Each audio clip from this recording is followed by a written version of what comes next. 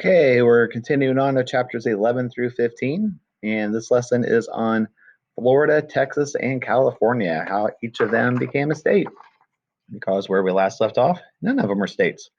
So here we go with that story. It's the early 1800s, and a lot of countries were inspired by what the Americans did during the Revolutionary War, and they're starting to get their own independence and declaring their own independence.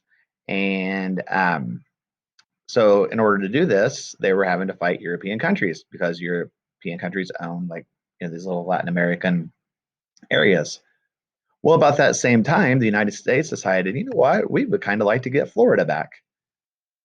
We haven't had it. Spain owns it. We would kind of like to have the entire eastern Atlantic coast, and we'd like to have it back. Well, Spain, they were having to fight all these Latin American countries who were one of their independents, so they didn't have a lot of men to fight against the Americans. So they decided to go ahead and sell it instead of losing it in a war. So the United States paid $5 million and were able to pick up the area that is now Florida. So good deal there for us. Well, this set up a time period called Manifest Destiny. Now, the word destiny, if something's your destiny, it's meant to happen. It's going to happen. There's nothing in the world that can keep it from happening. Just, there's a person that you're in love with and you're going to get married to them, and it's destiny. There's nothing in the world that could stop it. Well, we thought it was our destiny to own all of the land from coast to coast. And we use this as an excuse to fight many countries many times. We're like, hey, yeah, we'll fight because it's our destiny. We're supposed to have this. So it's okay if we kill all these people to get it because it's our destiny. Nothing's supposed to get in our way. Well, Texas became part of this. Texas was originally, oh, sorry, a little ahead of myself. This is now the United States in 1830, right about the time we're getting the Florida Territory. So we own all of this, and all these are states. This is the Florida Territory. We have it now, it's part of ours.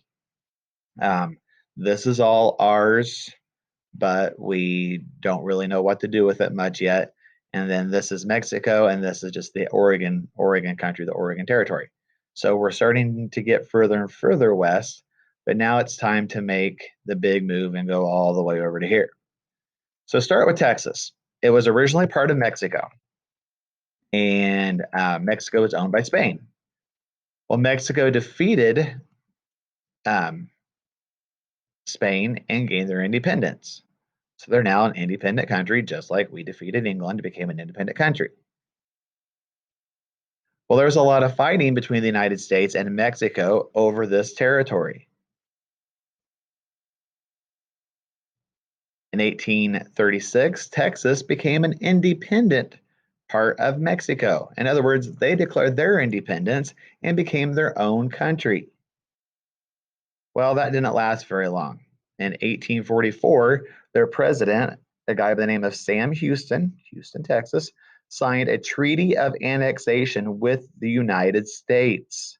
In other words, they decided they don't want to be their own country, so they're going to annex or join the United States or be owned by the United States. Well, Mexico's like, oh, no, I don't think so. You belong to us before you left, so you're coming back to us. And the United States is like, hey, they want to be with me. There's nothing we can do. So it's kind of like, two guys fighting over a girl. Nothing we can do. So, let's just fight for it. So by 1847, we got into a war with Mexico. And by 1847, um, the war was over and we had won it. And we now own Mexico. Well, as part of this agreement, we got Texas and California. We didn't win Mexico, we won Texas. And Mexico had to throw in California, which was not yet a state, but the California territory. So now we owned all of that land from coast to coast. They weren't states yet. That's coming up really soon. Well, shortly after this, a guy by the name of John Sutter, who lived in Northern California, was out working on his sawmill. And while he was digging, he saw something shiny and decided to dig a little deeper and realized that it was gold.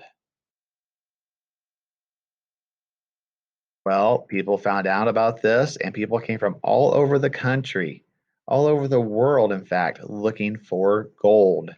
And approximately 80,000 people total came out to this area. And most of them found nothing, but they were given a nickname. People that came out to this area were called 49ers. Why? Because this was 1849. Well, John Sutter lived in Northern California, around where San Francisco is today. If you're a football fan, you'll know that San Francisco's football team is called the 49ers. So that's from this gold rush. It's called the California Gold Rush. Most left empty handed. A year later, in 1850, California became a state. So we got Florida by buying it from Spain. We defeated Mexico to get Texas. And we, as part of that agreement, we also got California. So that is how three of the biggest states that we have today became states. And that is how we fulfilled our manifest destiny.